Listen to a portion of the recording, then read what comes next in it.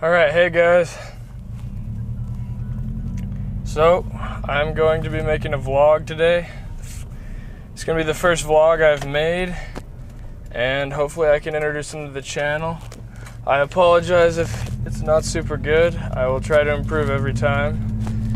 But today we're going to be talking about a topic that hasn't been covered too much, and that is the Automatic WRX. Yes, this is an Automatic WRX. It's a 2006 WRX Limited with the 4-8 automatic transmission. I'm going to be going over some of the pros and cons to the auto, as well as hopefully give you guys some new perspectives on this transmission, because it's not as bad as everybody says, I promise. So first thing, would I have preferred a 5-speed if I could have just picked anything I wanted? Probably yes. Am I driving this because I can't drive a manual? No. My first car was a manual. I enjoy driving manual. So there's, just to get that out of the way. So let's start off with the cons of the 4.8 Automatic WRX. First thing, fun. A lot of people would say it's not as fun to drive an automatic. Almost all car guys would say that. That's kind of an opinion, but let's be honest. The majority of the enthusiast population would choose a manual if they could. The next thing, power loss. There's quite a bit more parasitic drag on the automatic transmission. A stock automatic WRX will dyno about 155 to the wheels, and a stock 5-speed will dyno about 170 to the wheels. So the power loss is there, and it is semi-significant.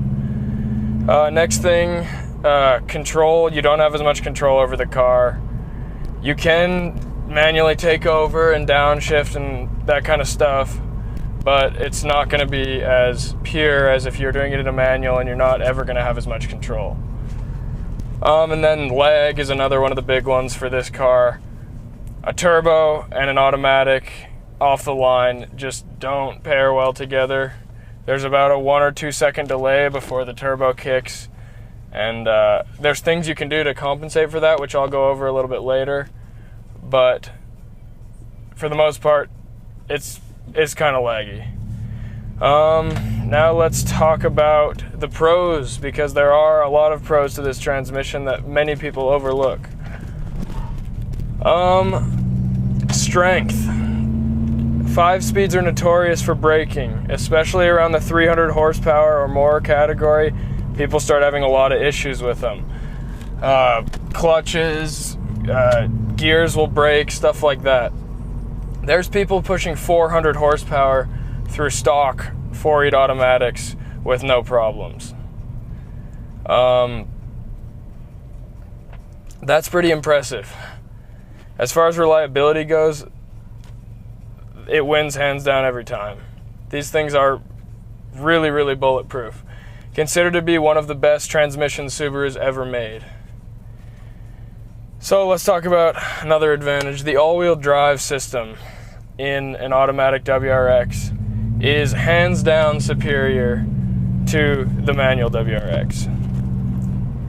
So the auto uses a VDT all-wheel drive system, considered to be the most advanced it's ever put in a Subaru.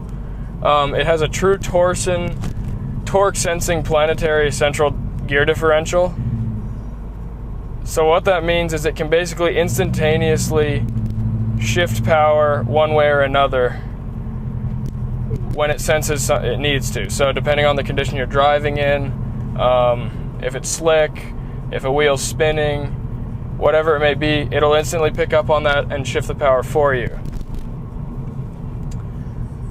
This is most closely related of any street Subaru to the World Rally Subarus. They also use this same type of central differential. They use a clutchless manual gearbox, but the all-wheel drive system is almost identical. The all-wheel drive system in this is considered on par, if not more advanced, than the all-wheel drive systems used in Audis. like the, all-road, all those kind of things, this all-wheel drive system is as good, if not better. The manual, on the other hand, uses a viscous coupling, and that is found in all manual Subarus. Or any, the old Legacies, all that, it's all the same. This is significantly slower at sensing when power needs to be shifted, and basically just inefficient.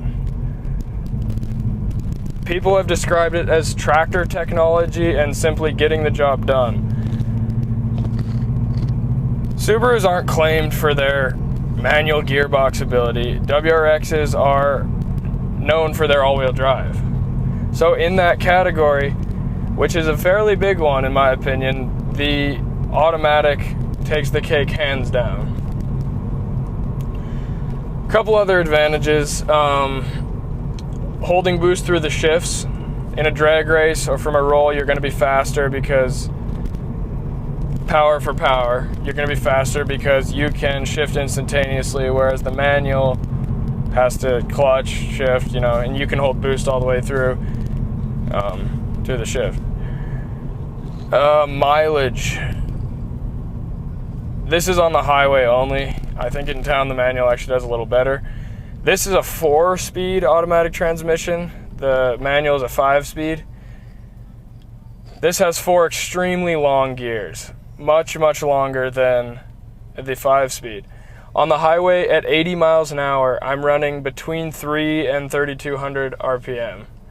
The manual at the same speed runs, I think, 3,500, if not a little more. So I've been, on my trip, I did a trip to Portland for SubiFest last summer. I got between 28 and 30 miles to the gallon. My friend was getting 26 in his 5-speed. So on the highway, these have the advantage there. In addition to that, I'm going to talk about a couple things that can be done to improve the 4.8's performance, because stock, it's okay, but it's not the best. Basically, you want to do anything you can to reduce the lag. So, stage 2, turbo back exhaust, all that will help. But one main mod you can do to these, a valve body mod. So you can send it to IPT and have it revalved. It'll shift firmer, faster, and basically reduce the wear on the transmission, as well as make, downshifting if you're coming into a corner in autocross or something like that, much, much faster.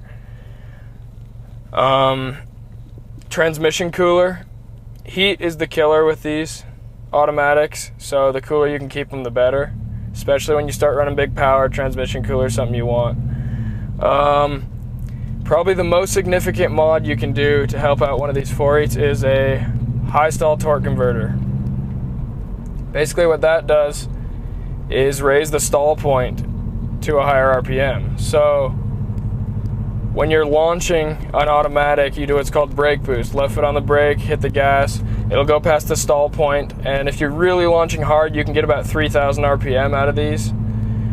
With a high stall torque converter, you can get, depending on how hard you want to go, 3,500 to 4,000 if you really want to push it. This will improve your acceleration significantly, especially in drag racing and off the line things. Torque converter is a must-have mod. It'll also reduce your lag significantly off the line. IPT, if you want to go all out, Import Performance Transmission, you can look them up on Google. You'll find a bunch of stuff about them. They will build a 4.8 for you. You can send in your transmission, and for about $3,400, they'll fully build it.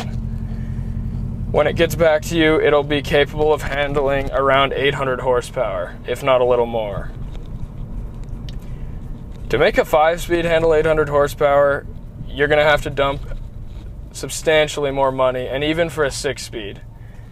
An STI 6-speed is already, if you're going to buy it, $3,500, and then to build that with PPG gears and all that kind of stuff is going to be significantly more. You got to buy a new clutch, all that stuff.